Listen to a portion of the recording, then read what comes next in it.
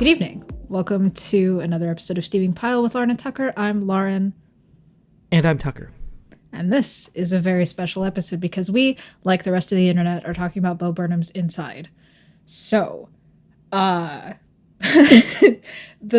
biggest takeaway I had when I first sat down to watch it and I got to the end, there was just so many emotions competing to be at the forefront. Like, it was hysterical. I laughed out loud. But then there was like this suffocating need to cry buried underneath all of that. I don't know if it was a similar experience for you as well. Yeah. I mean, again, I found the whole thing very funny. It's I'm trying to put it into words. It very much points to, like, it dredges up a bunch of anxieties that you may or may not known that you've had. Oh yeah. Yeah. So I felt that for sure. I think even apart from the topics that he made, I know that a lot of people, because I would go through like the individual songs on YouTube and read through the comments, and there'd be people, checkmarked people on YouTube who were just like panicking that they would never make something as good as that. Mm-hmm.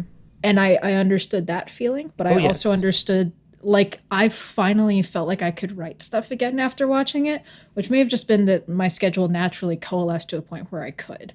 But because of that, I think there was just a natural need to make stuff. Yeah. And I felt that very much. Yeah. Yeah. And to say I don't necessarily consider myself a fan of Bo Burnham is only because I haven't followed his career as closely as some people have. But this was a tremendous piece of work. And I think Bo is the kind of person where you can look at the stuff he's done throughout his career and you can point to how they have influenced his work for the better. Mm-hmm. From like a directing and acting standpoint, I think I've seen some people compare it to like one-man play type theater, which I think is very accurate. And his use of lighting and camera angles is super neat. So you can tell that he learned a lot directing 8th grade and applied it to this, which is really cool. Yes.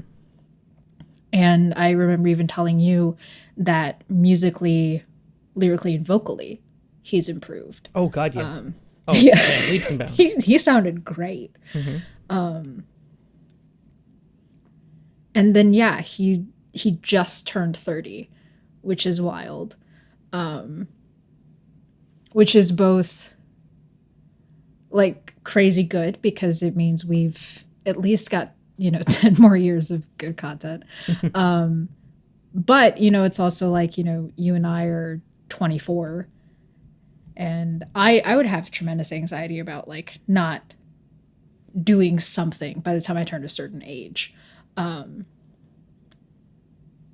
But I think it helps knowing that he worked on this thing for like a year.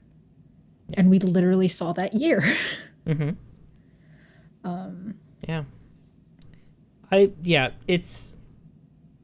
It is one of those deep anxieties that, you don't talk about at parties of like, getting older and not doing anything. And more than that, his entire body of work almost since maybe even before there's been this big theme of reversing the performer audience relationship, which is very cool. And I mean, it's been done before, but I don't think it's ever been done in such an effective way or in such a universally I guess a universally relatable kind of way. Mm-hmm. Yeah, this was also one of the few pieces where I've been cognizant of the fact it was art with a capital A, mm-hmm. and that wasn't off-putting. That's fair. Yeah.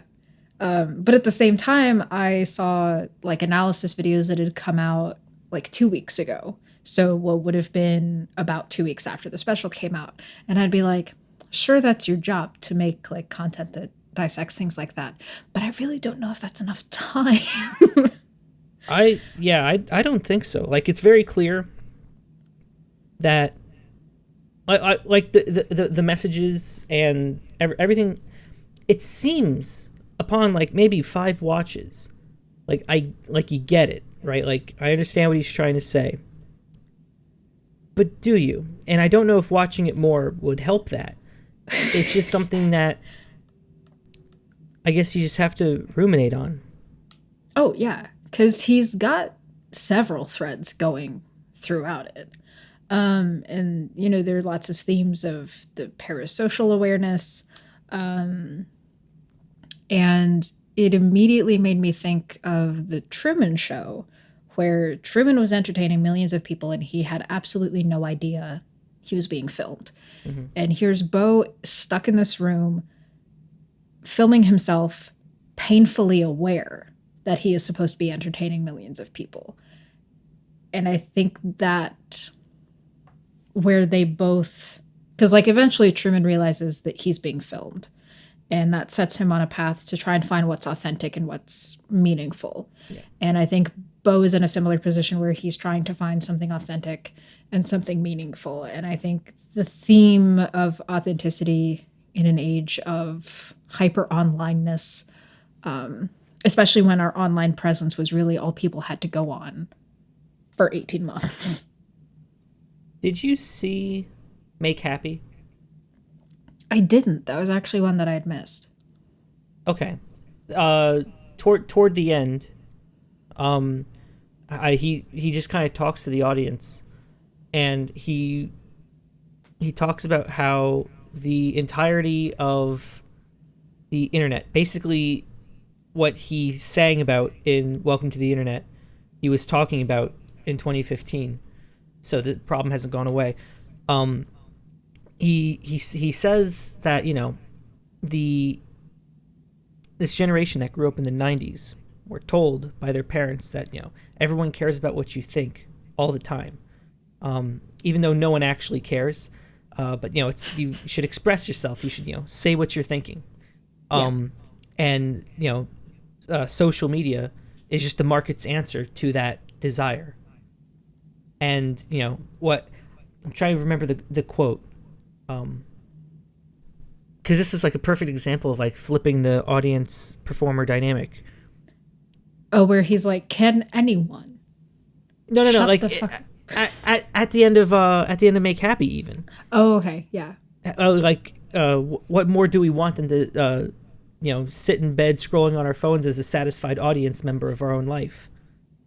If you can live life without an audience, then you should do it. And now you're probably wondering, how the fuck am I going to pull the show out of this weird hole? And then he does the Kanye bit. So, yeah. Which is also, you know, it was mind-blowing when I first saw it. I saw Make Happy live. I didn't realize how lucky I was to see Make Happy live. No kidding. Wow. Yeah, that was early 2016, I think, when he finally came to St. Louis. So, yeah. That was cool. I got to see him live. And in the special, he does another joke. I think it's either the one about continuity errors, or he says, "Here's a joke about video editors," and it's just cut out of the thing. But in the live shows that weren't recorded, he asked the entire auditorium to crack their fingers. Oh. And I hate that noise. Just one person doing it. The entire. It was like goodness. It was a reasonable size, you know, medium sized video. Yeah. Everyone just did it, and it was the most horrible sound I think I've heard to this day. Wow. Oh, but it was kind of still funny. I mean, yeah. Yeah. Gosh, the whole special, I think, does a really good job of exploring why we feel the need to be online versus the consequences of that. Mm-hmm. And it's another one of those things where even talking about like the deeper implications of some of the jokes and songs feels it is that pretentious bit that he does in the reaction nesting doll thing, of where it's like it feels really self-explanatory, and everything I think could be taken at face value. But yeah, like Welcome to the Internet is one that I kept coming back to. And then the bit where he's on the floor about how maybe letting giant companies exploit the neurochemical trauma of our children was a bad idea. Yeah. Well, let's go back to, you said something very interesting. Why are you on the internet? Why do you make videos? Because I had things I wanted to talk about, and there are only so many times I can say the same thing to like people I care about. It's a balance between knowing that I could tell my husband my thoughts on a thing and he'd be receptive and enjoy them. But there's the balance of, but what if he doesn't care? Like, what if it annoys him? Even though I know it doesn't. I think there's the impulse of like, well, I'll just talk about it and leave it. And if people want to hear about it, they can pick it up. And yeah, so it's partially for myself because my stuff gets 50-ish views with middling engagement. So it's not even that I'm like craving a massive audience. I just want to talk without annoying people. And it's fair. partially why I deleted Twitter. I don't really post on Facebook, and I privated my Instagram, is because certain things I'm comfortable sharing with to a wider audience, and other things I'm like, no, this is curated for my friends, my sphere of influence that I personally know. Yeah. Yeah. But what about you? Why do I make videos and stuff? Yeah. I have no idea. I find myself, I guess there's really two sides of this, right? I've been wanting to make like, short films and whatnot for as long as I can remember. I don't know why in 4 or 5 years ago I just decided to actually do it, and not just mess around and actually did it. But this is a far deeper psychological question that I've yet to answer. But I keep catching myself in this, I'm trying to figure out what am I trying to prove and to who, and I still don't know, which is bad. Because if you're always clawing at that sort of thing, right? If you're always clawing for, I am trying to prove something to someone, but you don't know what to whom, then you'll never win. Right. So beyond the fact that it's just a fun hobby, I wish I knew. Yeah, I wish I knew. And that's a huge thing with a lot of people, because especially as hobbies got monetized and things we did to relax became a second job, I think really digging into, why do you make content for others to consume does take on a more interesting kind of facet to it. Because if it's not for yourself anymore, and it's to make money, it's to satisfy a certain group of people, yeah, that is dangerous. Yeah. Because suddenly your livelihood depends on what a lot of people think.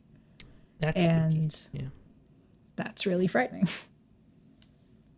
Yep. Yeah, I don't even know. And this is, I feel like this is a thread woven deeply because he came from the internet. Bo Burnham came from the internet. And that's a thread deeply woven. I'm trying to think of like the best example of that, and I think the best example is 8th grade. Yeah. Which you've seen, yeah? I've seen a lot of things about it. I think when it came out, didn't line up with my schedule. So is it safe to say that the only thing of Bo Burnham's you've seen is Inside? No, I've seen what? Okay, all right. Yeah. All right, because every time I ask you, have you seen this? Yeah. Well, and I've also seen like his guest appearances on Parks and Recreation. And I've seen his performance in Promising Young Woman. And I feel like there's another thing that he's done that I've seen. He was in The Big Sick a little bit. Oh, yeah. Yeah. He was also in a more indie movie. I can't remember the name of it. That's one I've wanted to see for a while. But anyway, yeah, I don't know. Eighth grade, I think, was just because not a whole lot happens in that movie, but it's still so it very well conveys the the anxieties and just the imagined pressures of being in middle school. And while they've certainly changed over the past, I pause while I do math, 10 to 12 years, it's still heavily relatable, because even though like the social circumstances changed, it's still very much a performance in a way. Oh yeah, we've been performing for forever. Like, even before the internet, my husband and I were even talking about this, the idea of a performative version of you've had before you've had an online presence. Sure. Because we've pretended to be more like the people we're around to make friends. Because when you're a kid, you don't have personalities, you have friends. And the general average of the people you're around becomes who you are. Yeah. And we have a version that we take to work. We have a version that we take out. And so the performative aspect has been there forever. But what's changed is the number of selves we're exposed to. It's not just the people we go to school with or go to work with in our general community.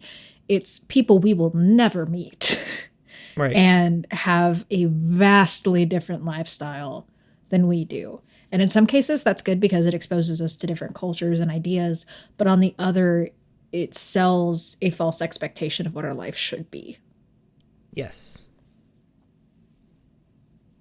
Yeah. And the false expectations of what our life should be, and false, I guess, premises of what what other people's lives are. You ever get that where you're like, you're not dyslexic with letters, but sometimes you just cannot help but swap words around? Oh, yeah. Where your brain's working faster than your mouth. Yeah, I suppose. God, that must be I'm currently, never mind. Sometimes I'll just give up on a sentence. So yeah. It wasn't that important. Yeah. But you get what I'm trying to say. Oh, yeah. And I think the idea of the performative life is demonstrated really well in White Woman's Instagram, which the aspect ratio for that is very good. Makes me very happy.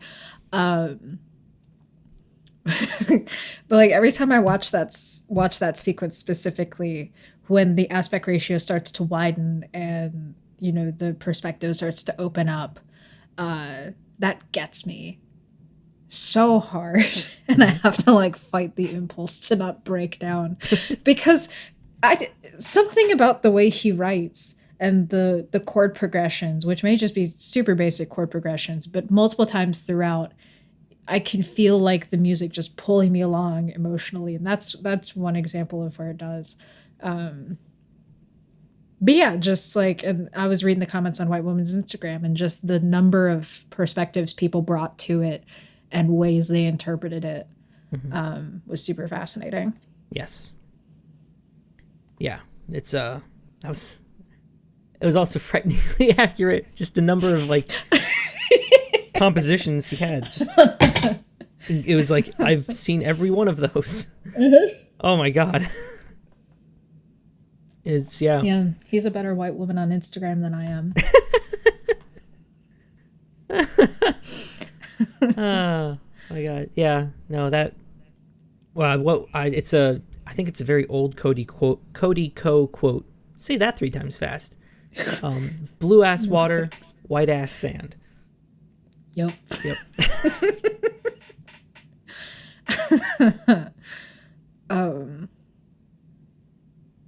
Yeah. The one that got me on the second time through, and this is at the end of the special, but the All Eyes on Me sequence is good, and I'm fascinated by the choices that were made for that to artificially deepen his voice, and the chord progressions in that one are also fantastic, especially after the bridge where he talks about his panic attacks. I love the lighting, the coloring, the use of delayed footage That was pretty cool. that plays through everything. Oh, that sequence is great. What would you say messed you up the most of the entire special? That's the thing, is I didn't really walk away feeling wrecked. Like, I don't know that anything messed me up. I guess All Eyes on Me to an extent, just because the warped voice, and the, we're going to go where everybody knows, that whole sequence just sticks with me from a vibe standpoint. But I mean, I guess White Woman's Instagram, which seems really shallow to say, that one was good. I guess what messed me up is when he's sitting in the room, it's late, he has the spotlight on him, and he's trying to say, I've been working on this special for a year. Oh, that was good. That was very good. That brought back like the sinking feeling of like, hearing your parents argue in the pantry and you never hear them argue, or just like that sinking fear of feeling like you've seen something you're not supposed to. But also knowing exactly how that feels. Yes. Of the giving up and wrecking what's around you just to get out from the space. That was, and that's not even like a joke or a song. It's just like a buffer transition piece, but that was really effective. Yeah, a lot of the buffer transition pieces were very effective, especially when they were talking about the special itself. Yeah, I think at one point or another, every one of the songs has gotten stuck in my head. Except for Funny Feeling. I don't like to think about that song. But the others, they're they're earworms. They get stuck. Yeah. They get stuck in my head. Yeah. Which one of you listened to the most, probably? Ooh. I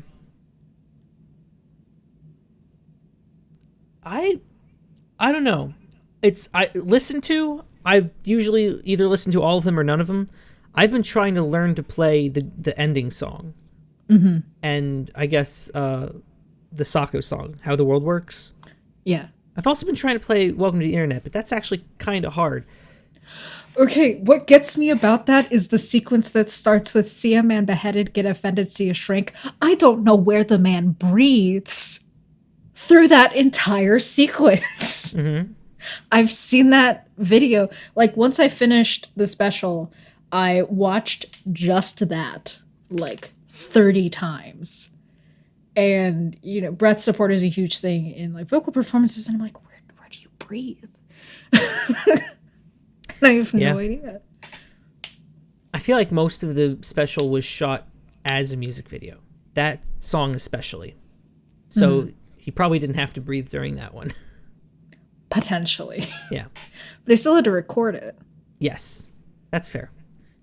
I don't know, it just, You're very right when you say his musical abilities as a whole have improved.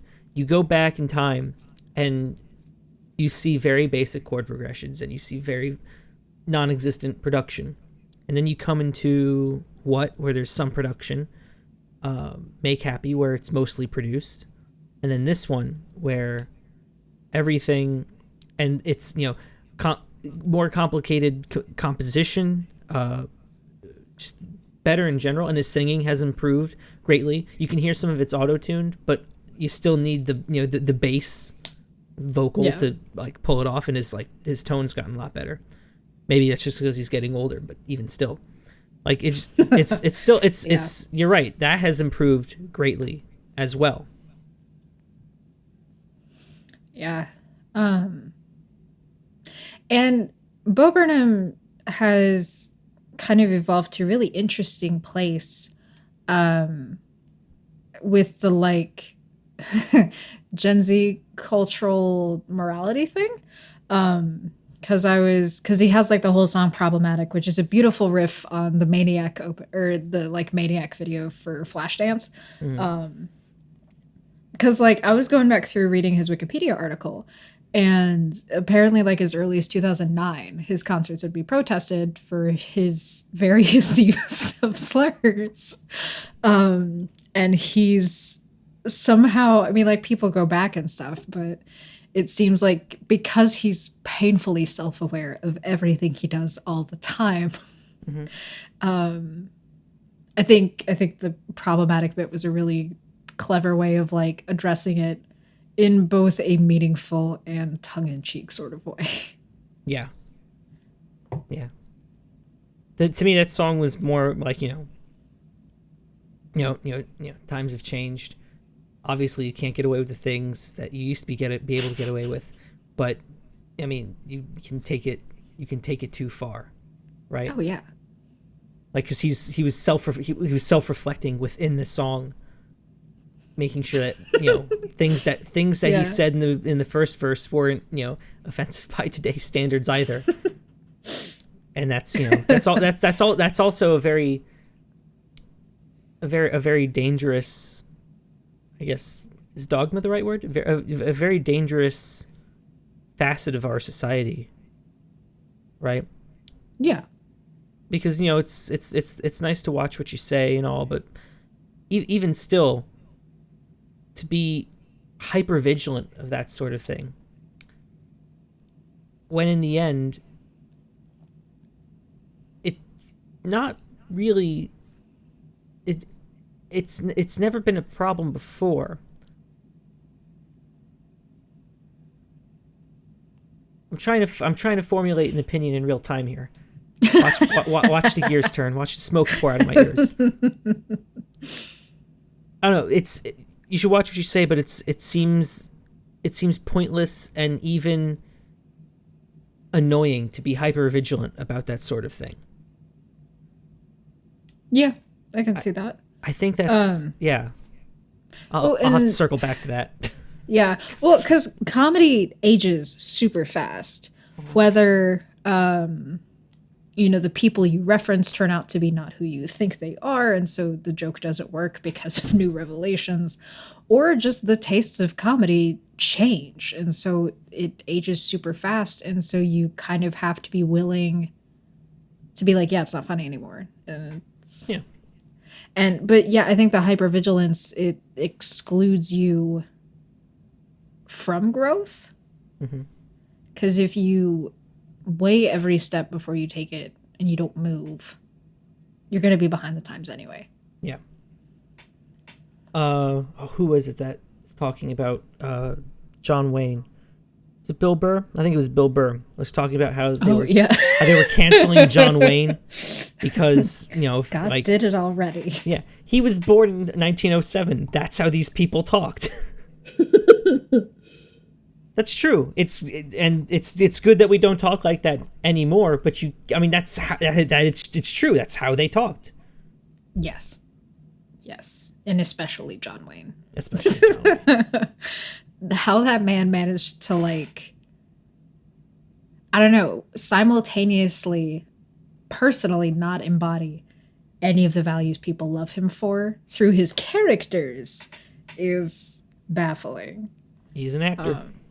Yes. That's the thing, is like John Wayne is a character built by a studio to make money. That's right. Right. Art is a lie, nothing is real. Yes, and I think Bo's bit about corporations trying to be woke, I think that was a good demonstration of they want to make money, but they want you to think that they care. Yeah. It's the question isn't, are you going to buy wheat thins? It's are you going to support wheat thins in the fight against Lyme disease? Exactly. Yeah. And I've had this problem forever with corporations doing that. You realize, like back in June, you saw everyone do it. Yeah, a year ago. It just blew my mind that these companies thought that, you know, this was a great time to sell products.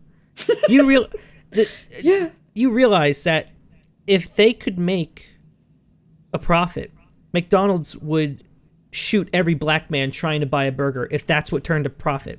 It's hyperbole. It's illegal still, but I just that's I mean, that is an inherent that's just inherent of capitalism, right? Yeah. Oh yeah, because like Nestle literally uses child slave labor.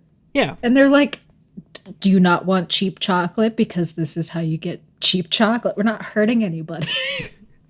Right. That's just a necessary part. It's not a necessary part. It's just inherent of capitalism. Yeah. Which you know, that's all well and good. I'm willing to accept that, but don't disillusion yourself for a minute and think that these corporations care. They don't. They're doing it. They're doing it in the markets that you're in.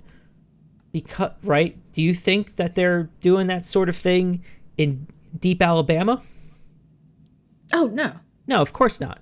Right? They don't do it internationally. Well, companies will change their logos for Pride Month in every market, but like their Saudi Arabian market. Well, I mean, but again, that's just a natural consequence of capitalism. Yeah, and you just have to accept it. Yeah, yeah. If they are a corporation that has become a household name, they are not interested in values. If they are a mom and pop store on your hometown square, they care about personal values because they know the people it affects directly. Corporations don't care. And it's also very interesting to see what happens when corporations blatantly don't care. Like Chick-fil-A. Oh yeah, then you get Amazon. Well, okay, take Chick-fil-A for an example, right? Oh, true, Chick-fil-A hates gay people.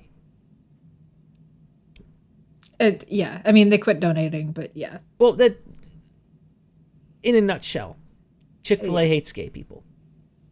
And a lot of people who like gay people, despite that, still went to Chick-fil-A because it's delicious. Are you kidding me?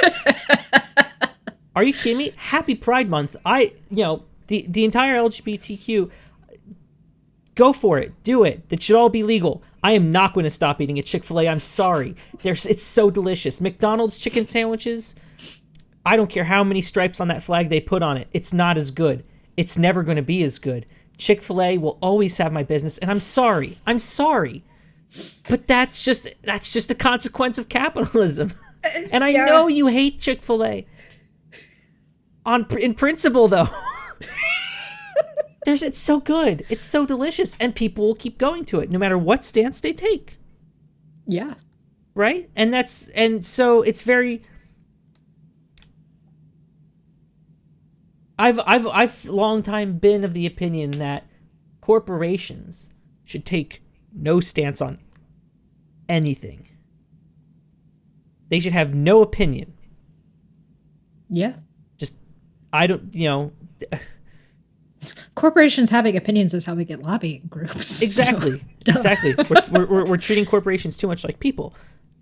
You don't hold the door open for a corporation. It's once you start assigning, I guess, social values to a corporation, you're done. That's it. You can't do that because it's a corporation. That I can't even reduce it further. It's a corporation. Yeah. It's an organization of people who have these beliefs, but the corporation itself, McDonald's doesn't care about gay people. But they shouldn't have to. It is a pure money transaction. I walk into a McDonald's. I give them money. They give me burger. Yeah. Where does the conversation about gay people enter that? I just want a hamburger. I don't know. I don't know if it's like obviously if it's a discrimination thing, have the conversation. But yeah. Yeah, you should. Okay, that's a very good point. All right, we've derailed from inside. We'll get back to it. I'm sorry, but like, okay, if McDonald's decided we're going to stop selling to gay people, that breaks the rule I just set forward. Exactly. The corporation cares now, and that defeats the purpose of being a corporation. I think the whole point of not having a stake in anything is that no matter who is coming in to buy a Big Mac, you will take their money and you will give them a hamburger. And it doesn't matter who they screw. It doesn't matter what color they are. It is legal U.S. tender. It is delicious hamburger. That is it. That's what a corporation is. Why do we... Okay, I'm sorry. Anyway. Yeah, because it's expected corporations to do the work of individual people as well as like politicians. And I get it, corporations have a much bigger dick to swing at things, but like I'm not... I mean, we saw it with Blizzard, right? Because like Blizzard, during the whole like free Hong Kong thing, China put its foot down. So Blizzard's like, we want China's money. So sure. No free Hong Kong. And yeah, there was a mistake to ever say that. Yeah. Yeah. God, that's so stupid. It's such a slippery slope. Mm-hmm. Yeah, because they want to have it both ways. They want to be seen as like woke and progressive and whatever. But as soon as the biggest dollar says anything, yeah, it's not even that they backtrack and say, actually, we value money. They just don't address it. Yeah. So yeah, things like they should have done in the first place. Yeah, like the Hong Kong thing, they just don't talk about it. Yeah. Or, the whole Saudi Arabia thing, they just don't talk about it. And it's like, if you're going to get involved, you have to get involved at every level. If you want to be like a cool, hip with it company. Yeah. Talk about these issues. The brand demands it. Or just don't. I mean, yeah, because it always feels fake because it had to go through 17,000 different levels of marketing. So I'm not saying that they should. Because it's performative. I am the CEO of McDonald's. I support the gay community. McDonald's, the publicly traded corporation, has no stance. That's the answer. You just... Okay. And then in that way, I am the CEO of Chick-fil-A. I hate gay people. But boy, are my chicken nuggets good. That's the difference. You separate the art from the artist. You separate the corporation from the shitty people running it. Okay, the end. I'm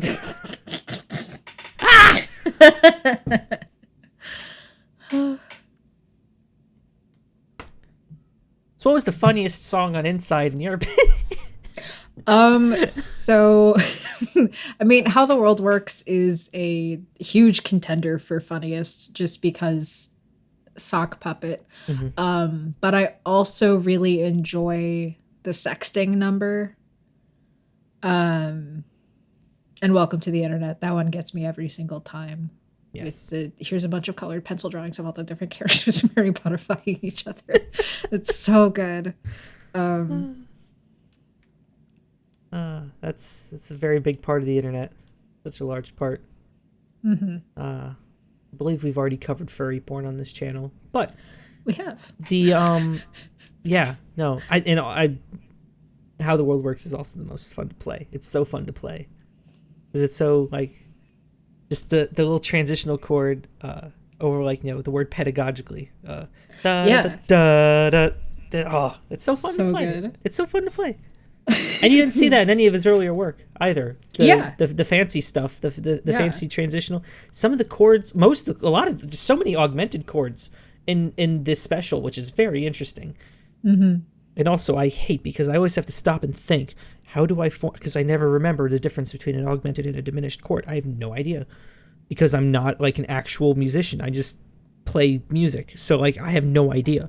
But the but just the complexity of the songs, I think, was the word I was searching for earlier, has increased, and thus the production value has followed. Yeah. Yeah. So, and this is just like a look into who I am as a person. The number sexting, when he would throw up the different like emoji combinations, I'd never use those. So when he would throw up like the tongue in the talk, I'd be like, oh, I see what that's about. What does a snowman mean? I don't know. What does the snowman He didn't mean? explain it. He just said crisis averted. It could mean anything. There's no way you can take a sigh of relief after you get a snowman back. Unless it means like chill man, like that, like, oh, it's okay, chill man. I don't know. It's one of those mysteries. # deep. It just, yeah, that was a good song. For a while, I was just obsessed with the closing song. Oh yeah. Especially the bridge and the line, "I'm finished playing and I'm going in and I'm staying inside." That one, it was so well written. Mm-hmm. All of it's just so well written, but that's just like, ugh. Yeah, Sounds. I'm also a sucker for when musical themes from other pieces come back in the end. Oh yeah. I like that too. Yeah.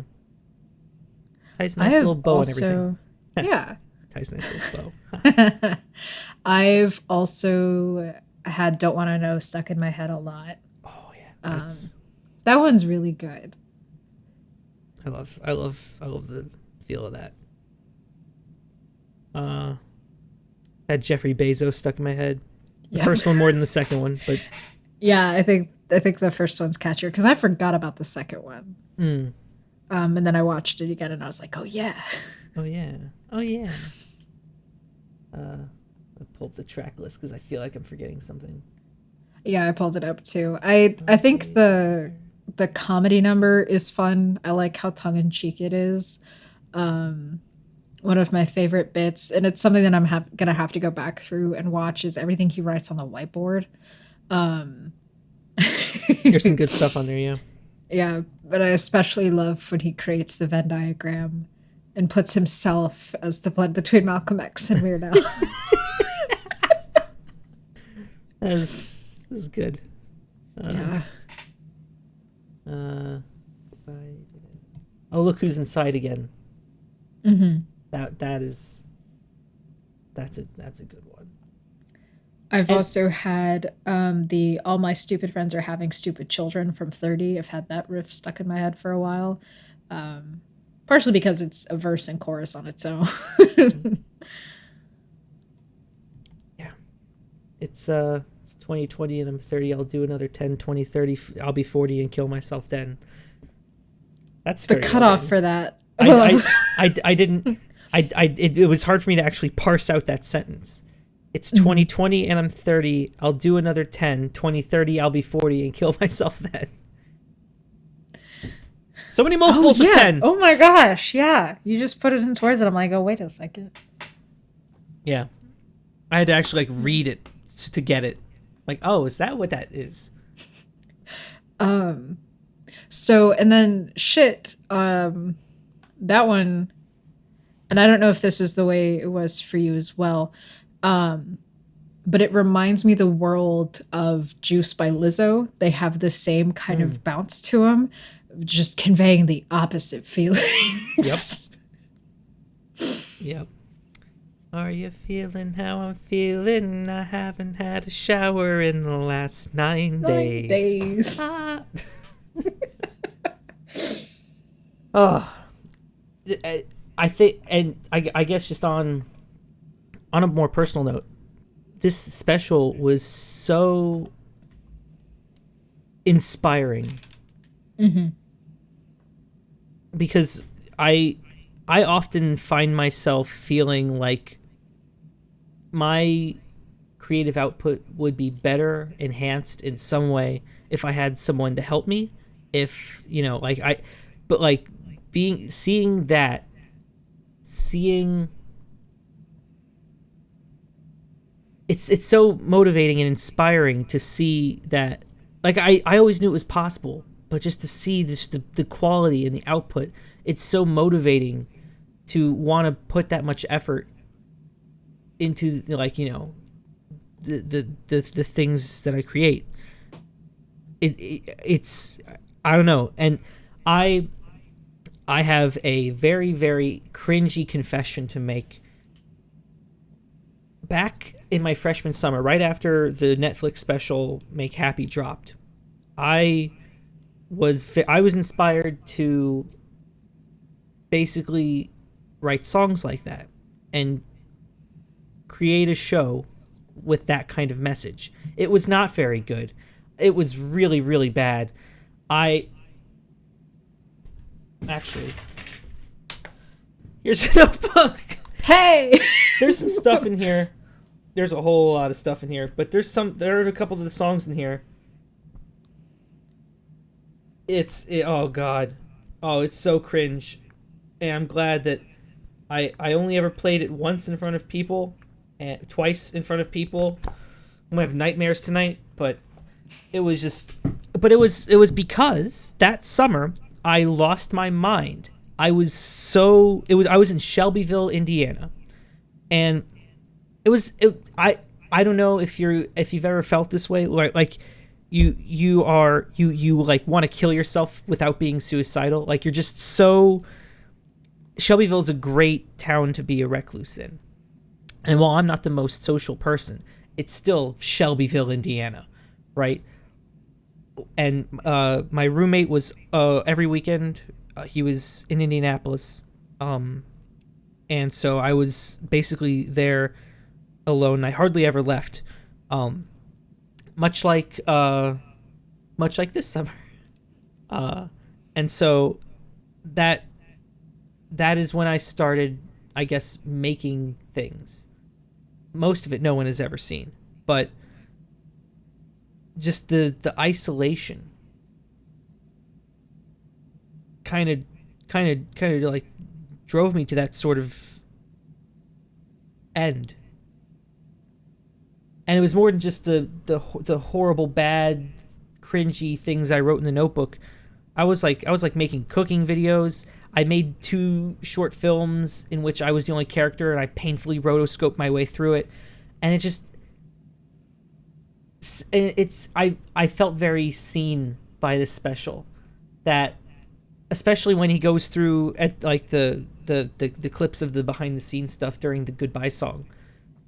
That's exactly what it's like, and I felt so it was so good to see that.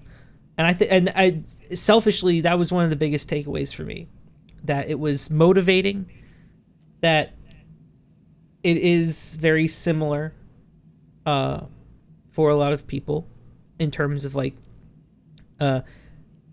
isolation driven creativity. That's that sort of thing. So those were my biggest, very selfish. I hate myself for thinking this way, but very selfish takeaways from the special. The end. Your turn. Yeah, I think for me, it lacks that kind of personal touch, but I think that's just because you have so much overlap with him. I think his sense of humor and musical style overlaps considerably, and it may just be that you've been influenced by his previous work, and so that's carried over. Oh God, yeah. We can put a pin in that. Yeah. I mean, yeah, like people can go and watch Stay Positive, and it's very Burnham-esque. Yeah. And that's an adjective now. Yeah. Yeah. But I think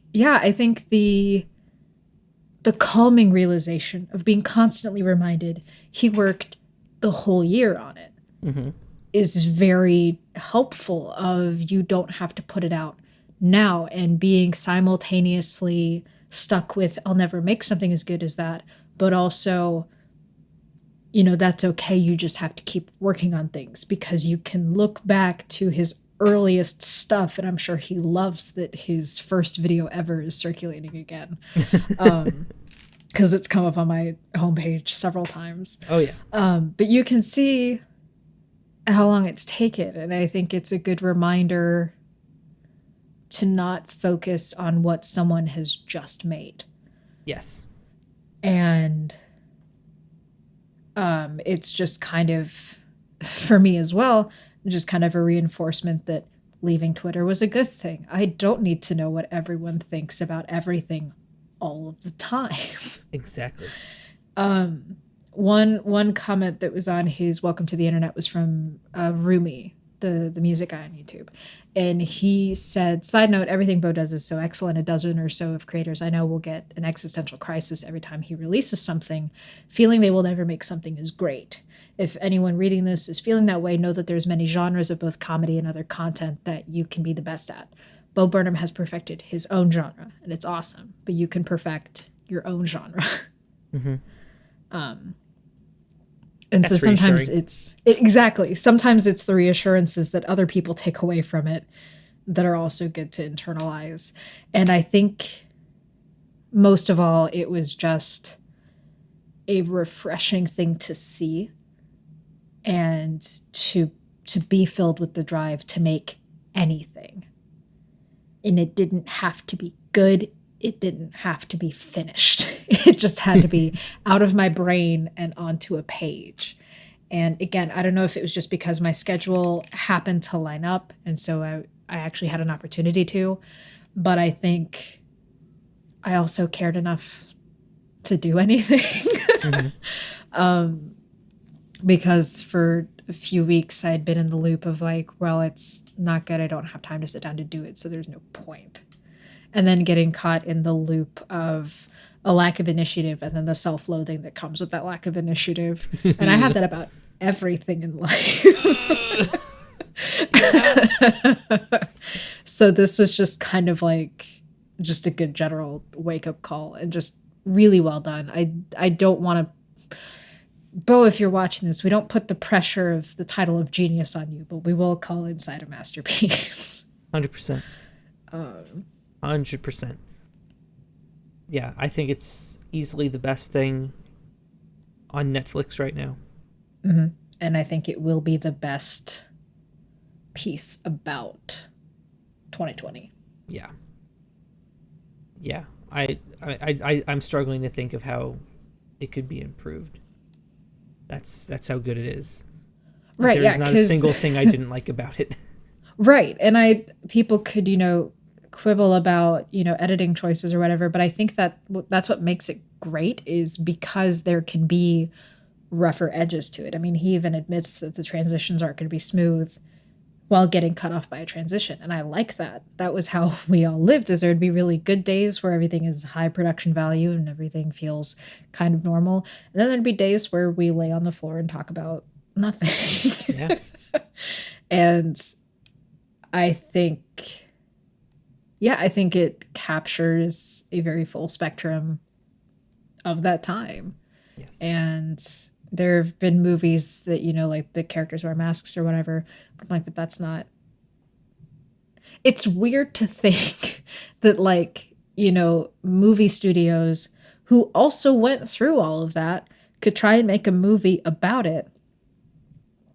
But I think because for Bo Special, it's so personal to just his experience. Yeah. That helps make it more definitive in a way. The fact that it's so subjective makes it better than if it were more general. Yeah. That's 100% right. I don't think a movie could be written, scripted, and made to capture what an individual person felt like. And I don't know. I guess it's because it was a very, very intimate setting that it was able to capture so much like that. Oh yeah. I don't think a movie could do that without it feeling forced. Yeah. And obviously part of it is, it's scripted, it's staged, it's rehearsed, it's performed. But because we're not going through what a typical day in the life of, someone who lived through that was going through, we're going through the very disjointed and sometimes frankly upsetting thoughts of one person. Yes. And yeah, the fact that it was made by one person enhances that isolation, I think. I agree with that. Yes. It was a lot. It was less than an hour and a half long, right? But it was just a lot.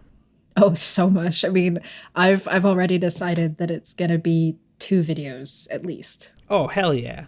To unpack it, because again, there's so many threads that he's just exploring, and he picks them up and he sets them down and he weaves them through each other, that there's just so much that I want to go into, that I don't want to limit myself. Yeah.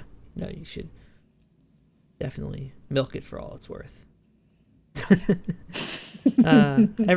Everything that you should not,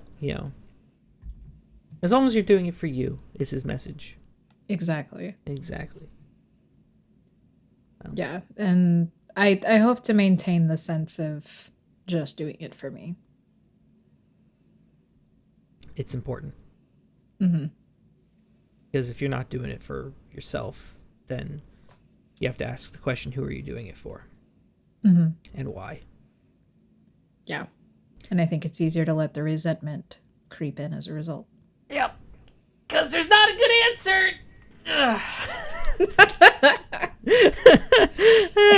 So, yeah, I guess I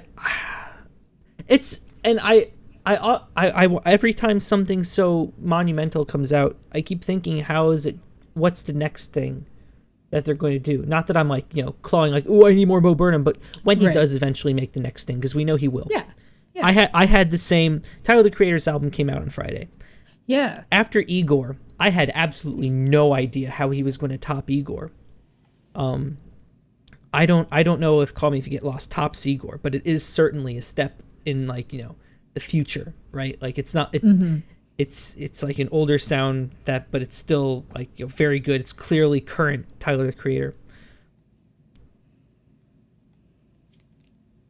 I can't even begin to imagine what the next step for Bo Burnham would be after this. It can't. It can't be comedy at that point. It would have to.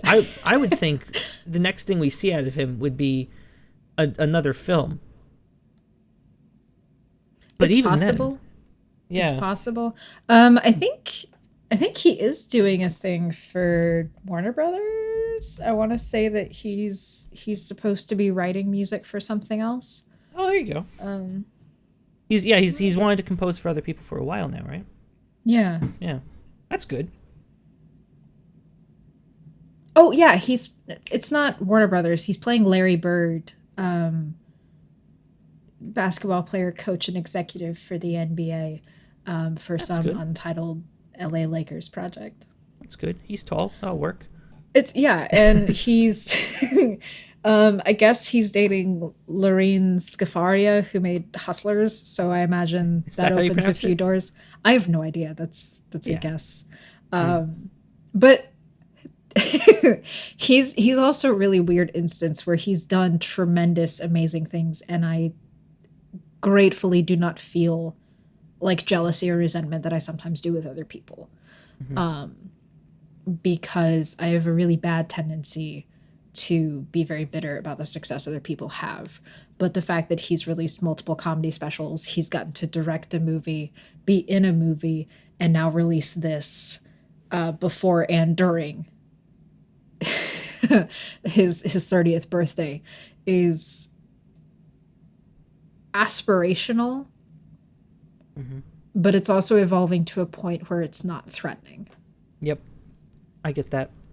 I too have a disgusting jealous streak, and this is more motivational and inspiring than anything, which is interesting. That's interesting. Yeah. And it may just be that the amount of effort is obvious, and so it doesn't feel dropped into his lap. It feels earned. But it's hard to say. And honestly, learning to not be threatened by his success is good. It's a worthwhile thing. Yes. Yeah. No, I completely agree with that. I feel that. It's interesting that a second person feels that. I thought it might just be me. So that's good. Yeah. That's good. Yeah. Woo! I'm not that weird. No. But that could also be the parasocial relationships talking. That's true. So it's like, I understand I'm not his friend, but I'm happy for him.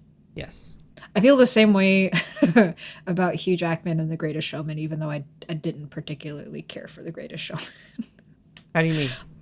Like, it's very clear from Greatest Showman that Hugh Jackman is doing it for himself to fulfill a very personal need in his own life. But it's like seeing your very good friend do a really crappy local theater musical.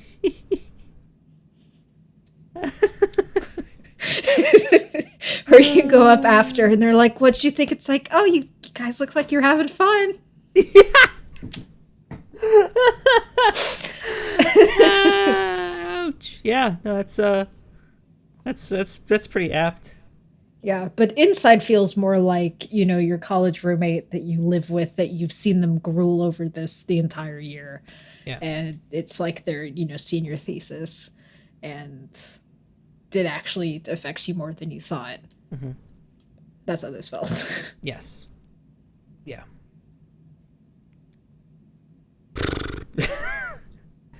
Whew. Oh my goodness. It was I at one point it was like number 5 rated thing on Letterboxd. Wow. Yeah, which is incredible. Yes. But hey, I don't disagree. No. No, and it's something that I hope sits with me. Yeah. Oh, I still haven't stopped thinking about it. Oh yeah.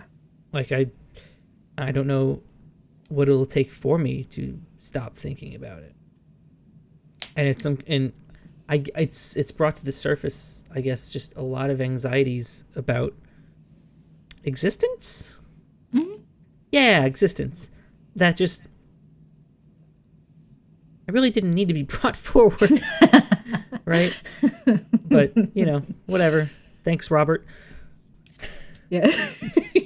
Appreciate it. Yeah. Daddy made me my favorite. Open wide. Here comes the depression airplane. Oh no, it's crashing into the Twin Towers. Oh, God, not again. We don't need another one of those. No. Goodness. But yeah, that was good. Is there anything else we want to bring up this time around? That was I don't know. We've never had a single topic pile that steams. So that was fun. Yes. And I like that we don't do it often. Ever. This was the first time. But I think this deserved it. I think Inside deserved it. Yeah. You were right to be mad at me for not seeing it yet. Yeah, no. And watch Make Happy. That'll be what we talk about next week. It's good, right? It's not like Inside level of holy crap, but like, you know, because it still has like the, you know, the sophomore comedy of what, while still morphing into the, you know, this grand thesis that Inside is. It's this nice. You can see that it is like perfectly smack dab between the two. So yeah, that's all I have to say about that. And Tucker, for the viewers watching at home, was this very special episode brought to us by anything? Absolutely not. It was brought to you by us. You are welcome. We made you your favorite. We're not your dad. We're like your mom's boyfriend that's like okay. Yeah. You don't hate us. Yeah. Yet. Yeah. We're probably named something like Jamie or Steve. Give us None. like 3 months. You'll either Yeah. really, really love us and start calling us dad, or really, really hate us and say our name with just that twinge of bitter disgust. And Yeah. you know, when I'm gone, you go to mom's like, Mom, do you have to keep dating that jerk? It's like, don't call him a jerk, sweetie. That's us. Yeah. The steaming pile came directly from our hearts. We should get that checked out. But this has been a very special episode of Steaming Pile with Lauren and Tucker. I've been Lauren. And I have been Tucker. And we'll see you all next time. Go outside.